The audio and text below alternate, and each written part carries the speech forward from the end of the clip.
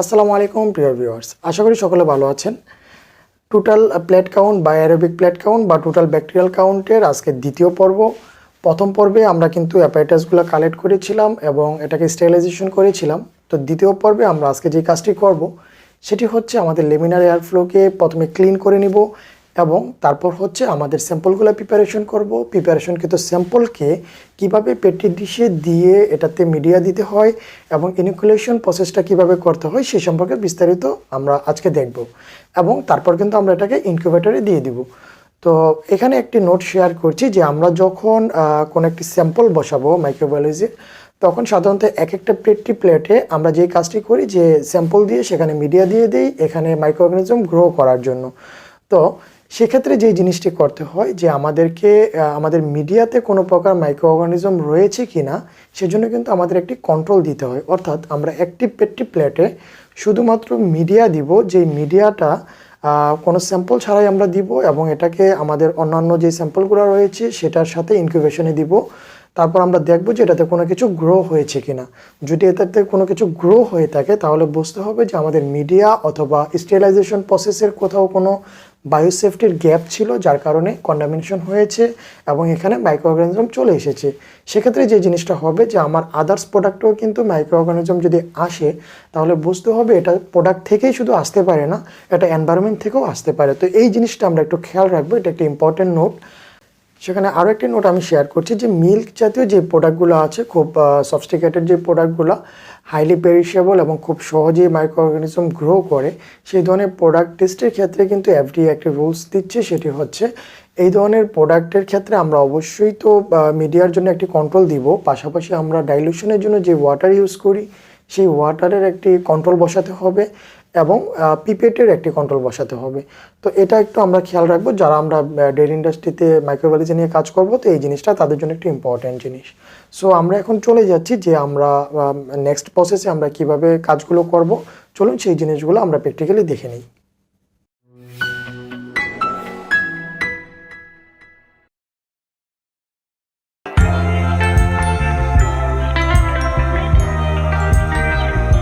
আমাদের মিডিয়া এবং অ্যাপারেটাসগুলো অটোক্লেভ হওয়ার পাশাপাশি আমরা অ্যাট দ্য সেম টাইম আমাদের লিমিনার এয়ারফ্লোটাকে ক্লিন করে নেব। এখানে যে বেঞ্চটি আছে সেটাকে আমরা সফট টিস্যু এবং 70% ইথানলের মাধ্যমে আমরা এটাকে ক্লিন করব এবং তারপর 30 মিনিট এটাকে স্টেরিলাইজ করব।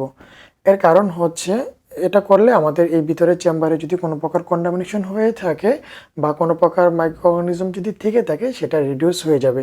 তো চলুন আমরা এটাকে ক্লিন করে নিই। প্রথমে আমরা লিমিনার এয়ার ফ্লো সুইচটাকে অন করে নিব। তারপর এখান থেকে আমরা ফ্ল্যাশ লাইট দিয়ে দিব ভিতরে, যেহেতু আমরা ভিতরে কাজ করব।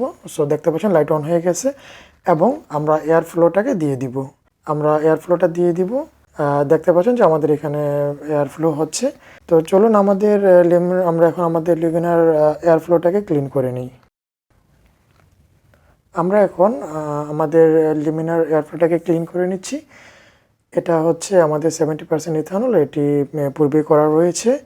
তো প্রথমে আমরা যে কাজটি করছি যে এটাকে প্রথমে সারফেসে স্প্রে করে দিচ্ছি এবং পাশাপাশি আমি একটি সফট টিস্যু নিচ্ছি যেটা দিয়ে আমি এটাকে স্কোয়াচ করে বা মুছে চারপাশে ক্লিন করে দিচ্ছি। আপনারা দেখতে পাচ্ছেন এখানে একটি মাইক্রো পিপেট এবং একটি পিপেট ফিলার আছে। যদি আমরা ম্যানুয়াল পিপেট দিয়ে স্যাম্পলিং করি তাহলে আমরা এই পিপেট ফিলারটি ইউজ করি। তো আমরা আজকে আমাদের মাইক্রো পিপেট দিয়েই কাজ করব, সেজন্য আমরা মাইক্রোপিপেট দিয়েই কাজ করব। এটা হচ্ছে আমাদের মাইক্রোপিপেট। তো আপনারা একটা জিনিস খেয়াল রাখবেন, যখন এটাকে ক্লিন করবেন তখন যাতে লিমিনার এয়ার ফ্লোর প্রতিটি কর্নার খুব ভালোভাবে ক্লিন হয়ে যায়, সেই জিনিসটা অবশ্যই খেয়াল রাখতে হবে। এবং লিমিনার এয়ার ফ্লোর সামনে যে গ্লাস ডোরটি আছে সেটাকে একটা নির্দিষ্ট লেভেল পর্যন্ত ওপেন রাখবেন যাতে করে এয়ারটা ইজিলি ফ্লো হতে পারে। আমাদের ক্লিন কমপ্লিট হয়ে গেছে, এখন আমরা এটাকে ইউভি করে দিব। ইউভি করার জন্য আমরা এয়ার সার্কুলেশন অফ করে নিব, অলরেডি অফ করা হয়ে গেছে এবং পাশাপাশি আমরা ফ্ল্যাশ লাইটটাকে অফ করে দিব এবং ইউভিটাকে স্টার্ট করে দিব। এটাকে আমরা ক্লোজ করে দিব। ইউভিটাকে স্টার্ট করে দিলাম। এখানে আপনারা দেখতে পাচ্ছেন যে 30 মিনিট আমার প্যারামিটার সেট আছে। এটা 30 মিনিট পর্যন্ত স্টেরিলাইজেশন হবে, তারপর আমরা নেক্সট কাজ করব, পরবর্তী প্রসেসে যাব।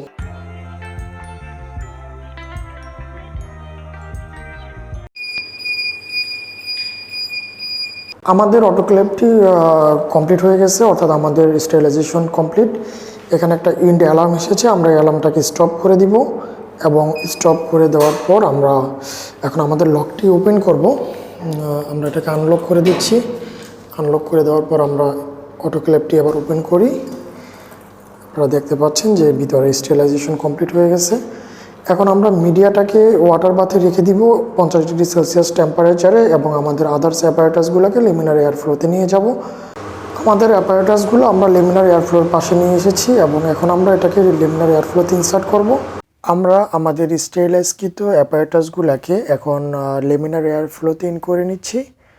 তো আপনারা দেখতে পাচ্ছেন প্রথমেই আমাদের যেই পেট্রি ডিশ, সেই পেট্রি ডিশগুলোকে লেমিনার এয়ার ফ্লোর বেঞ্চের উপরে রাখলাম।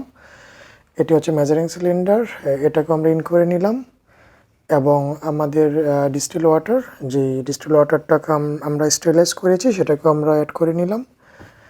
আমাদের মাইক্রোপিপেটের যে টিপগুলো রয়েছে সেগুলোকেও আমরা একপাশে ইন করে রেখে দিলাম এবং সর্বশেষ আমাদের যে টেস্ট টিউবগুলো রয়েছে সেই জিনিসটা আমরা টেস্ট টিউবের স্ট্যান্ডে রেখে দিলাম। অলমোস্ট আমাদের সকল অ্যাপারেটাস এখানে চলে এসেছে এবং আমরা আমাদের স্যাম্পল প্রিপারেশন করে রেখেছিলাম, যেই স্যাম্পলগুলো আমি ভিতরে নিয়ে নিচ্ছি। এখানে ফ্রুট ড্রিঙ্কস দেখতে পাচ্ছেন, এই ফ্রুট ড্রিঙ্কসটাকে আমরা স্যাম্পলটাকে আমরা রাখলাম। তো আমরা এটা দিয়ে আজকে স্যাম্পলিং করব এবং আরও একটি ড্রাই স্যাম্পল হিসাবে আমরা একটি মুড়ি নিয়েছি। মুড়িটা আমরা হচ্ছে কালেক্ট করার পরে অ্যাসেপ্টিক্যালি এটাকে গ্রাইন্ডিং করেছি, অর্থাৎ আমরা যে মর্টার পেস্টাল দিয়ে গ্রাইন্ডিং করেছি সেটাকে আমরা স্টেরিলাইজ করে অ্যালকোহল দিয়ে তারপর এটাকে গ্রাইন্ডিং করে রেখেছি এবং দেন আমরা এটাকে পাউডার করে রেখেছি। আমরা এগুলো সব ইন করে ফেললাম। তো আমাদের সকল কিছু ইন করা হয়ে গেছে।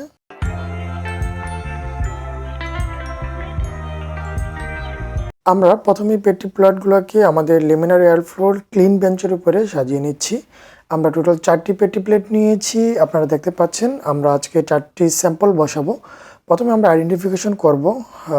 আইডেন্টিফিকেশনের কারণটা হচ্ছে যদি আমরা ইনকিউবেটরে বিভিন্ন ডেটের আমরা পেট্রি ডিশ দিতে পারি, সেক্ষেত্রে যদি আইডেন্টিফিকেশন না থাকে তাহলে আমরা বুঝতে পারবো না। তো আমি প্রথমে আইডেন্টিফিকেশনের জন্য সাইডে পেট্রি প্লেটের সাইড থেকে ডেট দিয়ে দিচ্ছি 29/6/2022।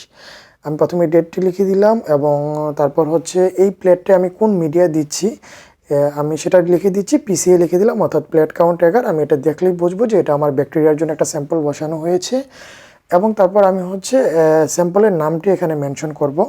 আমরা এটাতে ফ্রুট ড্রিঙ্কস বসাবো, আমি ফ্রুট ড্রিঙ্কস এটা এখানে লিখে দিলাম।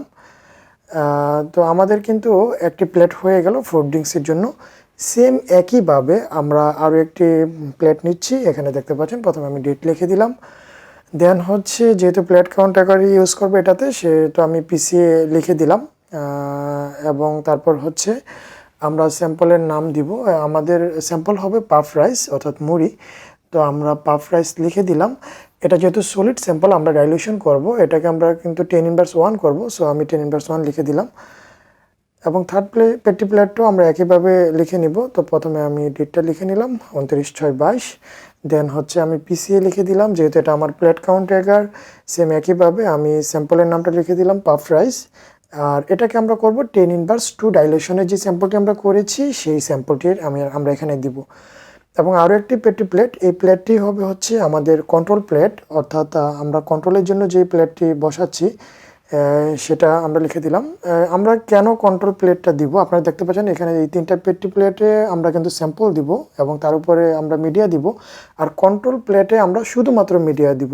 কেন দিব? মনে করুন যে আমি ইনকিউবেশন করার পরে আমরা যদি দেখি যে কন্ট্রোল প্লেটে কোনো মাইক্রোঅর্গানিজম গ্রো আছে, তাহলে বুঝতে হবে টোটাল প্রসেস থেকে কোনো একটা জায়গায় কন্টামিনেশন হয়েছে। কারণ যেহেতু আমার এই প্লেটে কোনো প্রকার স্যাম্পল নাই, তার মানে হচ্ছে এখানে কোনো প্রকার মাইক্রোঅর্গানিজম আসার কথা না, যেহেতু আমার সব কিছুই স্টেরিলাইজ করা ছিল। যদি এই কন্ট্রোল প্লেটে কোনো প্রকার মাইক্রোঅর্গানিজম গ্রো করে, তখনই কিন্তু বুঝতে হবে যে আমার টোটাল প্রসেসে কোনো একটা গ্যাপ ছিল বা কোথাও ক্রস কন্টামিনেশন হয়েছে বা কন্টামিনেশন হয়েছে। তো সেক্ষেত্রে আমাদের আবার রিস্যাম্পল করতে হয় বা পুনরায় আমাদের সেই স্যাম্পলটা চেক করতে হয়। তো এই জিনিসটা একটু খেয়াল রাখতে। এখন আমাদের প্লেটগুলা সব মার্ক করা হয়ে গেছে এবং আমাদের স্যাম্পল রেডি। তো আমরা এখন যে কাজটি করব সেটি হচ্ছে আমাদের পাফ রাইস বা মুড়ির যে ড্রাই প্রোডাক্টটা আছে সেই ড্রাই প্রোডাক্টে একটা ডাইলুশন করে ফেলবো। সেটি হচ্ছে আমরা 10 গ্রাম স্যাম্পল নিব ডাইলুশনের জন্য এবং 90 ml আমরা পানি নিব, অর্থাৎ 90 ml water and 10 gram sample আমরা নিব। তো আমাদের যেই মুড়ি স্যাম্পলটি আছে সেই স্যাম্পলটিকে এখন আমরা ডাইলুশন করে নিব। এটা গ্রাইন্ডিং করা আছে। এখানে আপনারা দেখতে পাচ্ছেন যে আমাদের যে মেজারিং সিলিন্ডার রয়েছে সেই মেজারিং সিলিন্ডার 90 ml পানি মেজার করে নিয়েছি এবং এখানে একটি স্টেরিলাইজ করা এমটি কনিক্যাল ফ্লাক্স আছে, এটা আমি কভারটা ওপেন করে নিলাম এবং আমি এখানে আমার মেজারকৃত 90 ml যে স্টেরিলাইজ করা ওয়াটার ছিল সেই ওয়াটারটাকে দিয়ে দিলাম। এই পানিটাকে কিন্তু আপনারা অবশ্যই ঠান্ডা করে নেবেন, মিনিমাম বিলো 40 or 35 এর নিচে আপনারা নামিয়ে নেবেন। এর কারণ হচ্ছে যদি এটা টেম্পারেচার হাই থাকে বা 80+ টেম্পারেচার থাকে, সেক্ষেত্রে যে জিনিসটা হবে আমরা যখন এই স্যাম্পলটা এখানে দিব তখন এতে যদি কোনো ব্যাকটেরিয়া বা অণুজীব থেকে থাকে তাহলে সে কিন্তু এই জিনিসটা ডেস্ট্রয় হয়ে যাবে, অর্থাৎ হাই টেম্পারেচারের কারণে সে এমনিতেই ডেস্ট্রয় হয়ে যাবে। তো আমরা কাউন্ট করলে কিন্তু একজ্যাক্ট রেজাল্টটা পাবো না। তো আমরা এটার ভিতরে মুড়ির পাউডার পোর্শনটা দিয়ে দিচ্ছি, আপনারা দেখতে পাচ্ছেন, এবং আমরা ফুল পাউডার পোর্শনটা দিয়ে দিলাম। এখন আমরা এটাকে একটু শেকিং করে ভালোভাবে মিক্স করে নিব। একটু বলে রাখি, যাদের বরটেক্স মিক্সচার রয়েছে এই ডাইলুশনের জন্য কিন্তু বরটেক্স মিক্সচার আমরা ইউজ করতে পারি। এটা কিন্তু আমাদের 10/1, আমরা একটু মার্ক করে নিই। এটা হচ্ছে 10/1 একটি ডাইলুশন। আমরা এটাকে লিখে নিলাম 10/1। তো আমরা এই স্যাম্পলটিতে টোটাল 9 ভাগ পানি নিয়েছি এবং 1 ভাগ স্যাম্পল নিয়েছি, অর্থাৎ 90 ml পানি এবং 10 গ্রাম স্যাম্পল নিয়েছি। আমরা এখন এই 10/1 যে ডাইলুশন করলাম এই ডাইলুশনটাকে আমরা প্রপারলি মিক্স করব। কিছু সময় এটাকে আমরা রেখে দিব পাওয়ার ডিজলভ হওয়ার জন্য। অ্যাট দ্য সেম টাইম দেখতে পাচ্ছেন ডাইলুশন কমপ্লিট হয়ে গেছে এবং আমরা যে কাজটি করেছি আমাদের মিডিয়াটাকে কিন্তু ওয়াটার বাথ থেকে আমরা নামিয়ে রেখেছিলাম এবং এটা অলরেডি 45 টেম্পারেচারে চলে এসেছে। তো আমি মিডিয়াটাকে ভিতরে নিয়ে নিলাম। আমরা এখন একটা স্টক ডাইলুশন করব, অর্থাৎ আমরা এই ডাইলুশনটাকে 10/2 করব। সেই জন্য আমার মাইক্রোপিপেট প্রয়োজন, আমি মাইক্রোপিপেট নিয়ে নিলাম। এখানে আমরা মাইক্রোপিপেটে ml সেট করব, এটা আমরা কিন্তু রোটেট করে কাউন্ট করে নিতে পারি।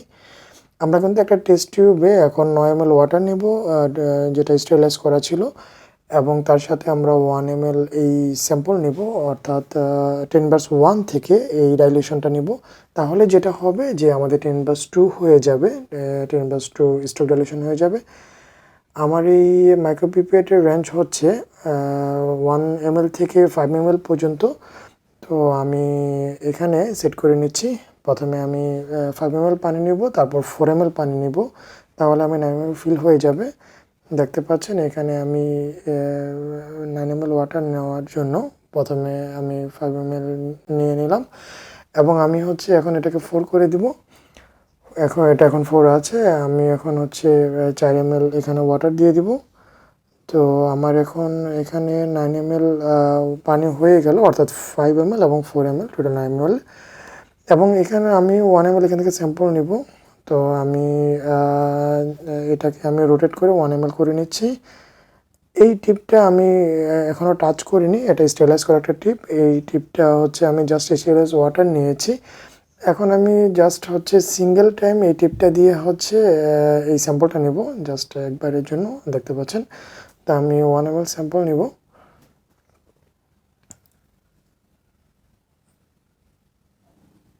আমি 1 ml স্যাম্পল এখান থেকে নিয়ে নিয়েছি এবং এটাকে আমি 10/2 ডাইলুশন হয়ে গেল।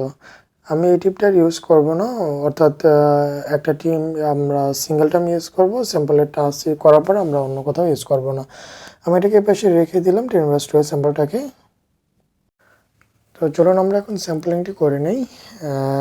আমাদের ফ্রুট ড্রিঙ্কস যে রয়েছে এখানে আমাদের রেজাল্ট আসবে 1 ml সিএফইউ পার 1 ml, অর্থাৎ আমরা 1 ml স্যাম্পল দিব, সেই 1 ml স্যাম্পলে কত সিএফইউ মাইক্রোবায়াল আসে সেটা আমরা দেখব। তো এই প্রোডাক্টটা আমাদের মার্কেট থেকে কালেক্ট করা, এই প্রোডাক্টটা স্টেরিলাইজ করা আছে।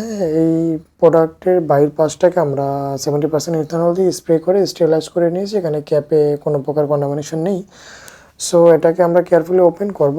তো স্যাম্পলটা আমরা প্রথমে ওপেন করে নিলাম এবং এই স্যাম্পল থেকে আমরা 1 ml স্যাম্পল নিব, যেহেতু আমরা 1 ml এটাকে করব, চেক করব। আমরা মাইক্রোপিপেটের টিপ দিয়ে এটাকে আমরা এখান থেকে 1 ml স্যাম্পল নিয়ে নিব। তো আমরা এখান থেকে দেখতে পাচ্ছেন 1 ml জুস আমরা নিয়ে নিয়েছি এবং এই জুসটাকে আমরা এই ফুড ড্রিঙ্কসের যে প্লেট আছে সেই প্লেটে স্প্রেড করে দিব।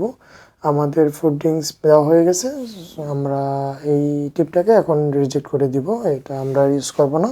তো আমরা ফুড ড্রিঙ্কসটাকে একপাশে রেখে দিচ্ছি।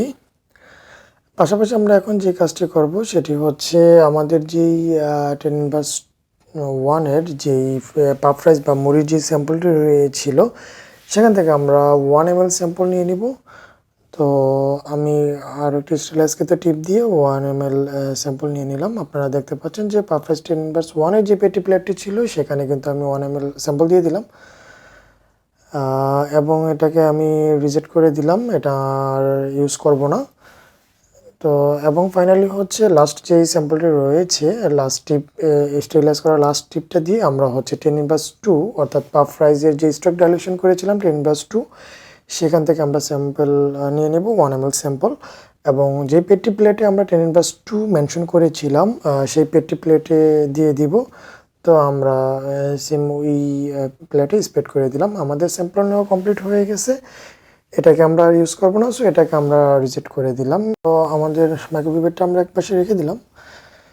এখন আমরা যেই কাজটি করব সেটা হচ্ছে আমরা মিডিয়াগুলো দিয়ে দিব। মিডিয়া অবশ্যই আমরা হচ্ছে বিলো 45°C টেম্পারেচারে দিতে হবে। যদি হট টেম্পারেচারে মিডিয়া আমরা এখানে পোর করি তাহলে যেই জিনিসটা হবে সেটি হচ্ছে হটের কারণে বা অতিরিক্ত গরম থাকার কারণে আমাদের প্রোডাক্টের কিন্তু বা স্যাম্পলের কিন্তু মাইক্রোঅর্গানিজম নষ্ট হয়ে যেতে পারে বা ডেস্ট্রয় হয়ে যেতে পারে। তো এখানে আমরা 15 থেকে 20 ml মিডিয়া দিয়ে দেবো আমাদের প্লেটের সাইজ অনুযায়ী। প্রথমে আমরা কন্ট্রোলে মিডিয়া দিয়ে দিলাম এবং এটাকে কভার করে দিলাম কন্ট্রোলের প্লেটটিকে। নেক্সট আমরা ফুড ড্রিঙ্কসে মিডিয়া পোর করে দিয়ে দিচ্ছি, যেহেতু পোর প্লেট মেথড, সো আমরা পোর করে দিয়ে দিচ্ছি। এখানে আমরা মিডিয়া দিয়ে দিলাম, দেখতে পাচ্ছেন। আমরা 15 থেকে 20 ml দিব ভিজুয়ালি বোঝার জন্য। এটা আপনারা একটু নোটিশ করে দেখবেন যে মিনিমাম 3 ভাগের 2 ভাগ সাধারণত ফিল করা হয়। তো মিডিয়া দেওয়ার পরে আমরা কিছুক্ষণ ক্লকওয়াইজ রোটেট করব এবং দেন হচ্ছে আমরা এটাকে অ্যান্টি ক্লকওয়াইজ করব। এতে করে যে জিনিসটা হবে যে প্রপারলি হচ্ছে আমাদের স্যাম্পলটা মিডিয়ার সাথে স্প্রেড হয়ে যাবে এবং সুন্দরভাবে ছড়িয়ে যাবে। তো আমাদের এই স্যাম্পলিং কমপ্লিট করা হয়ে গেল ফুড ড্রিঙ্কস। তারপর আমরা আমাদের যে পাফ রাইস আছে সেটা আমরা নিয়ে নিলাম এবং এখানে আমরা মিডিয়া ঢেলে দিলাম। তো এটাকেও আমরা সেম একইভাবে ক্লকওয়াইজ এবং অ্যান্টি ক্লকওয়াইজ রোটেট করার মাধ্যমে আমরা ভালোভাবে মিক্স করে নিব। তো আমরা এটাকে রোটেট করে ভালোভাবে মিক্স করে কভার করে একপাশে রেখে দিলাম। ফাইনালি আমরা 10^1-এর যে পাফ রাইস সেখানে আমরা আমাদের মিডিয়া দিয়ে দিলাম। তো দিয়ে দেওয়ার পরে সেম একই প্রসেসে আমরা ক্লকওয়াইজ এবং অ্যান্টি ক্লকওয়াইজ রোটেট করে এটাকে আমরা ভালোভাবে মিক্স করে ফেললাম। তো আমাদের স্যাম্পলিং হয়ে গেল। এখন আমরা যেই কাজটি করব এই স্যাম্পলটাকে আমরা কিছুক্ষণ ল্যামিনার এয়ারফ্লোতে রেখে দিব। এতে করে আমাদের এই স্যাম্পলটা সলিডিফাই হয়ে যাবে, অর্থাৎ এই মিডিয়াগুলো অনেকটা জেলির মতো জমাট বাঁধা জেলির মতো একটা সলিড বন্ডিং হবে। যখন এটা সলিডিফাই হবে তারপরে কিন্তু আমরা এটাকে ইনকিউবেশন দিয়ে দিব। এতে আমাদের 15 থেকে 20 মিনিট সময় লাগবে। আজকের সেকেন্ড পার্ট থেকে কিন্তু আমরা ডিটেলস একটা স্যাম্পলিং করলাম এবং স্যাম্পল থেকে আমরা কিভাবে এটাকে ইনোকুলেশন করব সেই জিনিসটা সম্পর্কে বিস্তারিত আইডিয়া লাভ করলাম। তো আমরা নেক্সট এপিসোড হচ্ছে আমাদের লাস্ট এপিসোড। এটা থেকে কিন্তু আমরা লাস্ট যে জিনিসটা জানবো সেটি হচ্ছে আমরা ইনকিউবেটরে কতক্ষণ রাখবো এবং বের করার পরে এটার রেজাল্টটা কীরকম আসে, এটাতে কী কী গ্রো হয় সেই জিনিসগুলো আমরা কিন্তু বিস্তারিত দেখব। তো সে পর্যন্ত ভালো থাকুন, সুস্থ থাকুন, স্টে সেফ, আল্লাহ হাফিজ।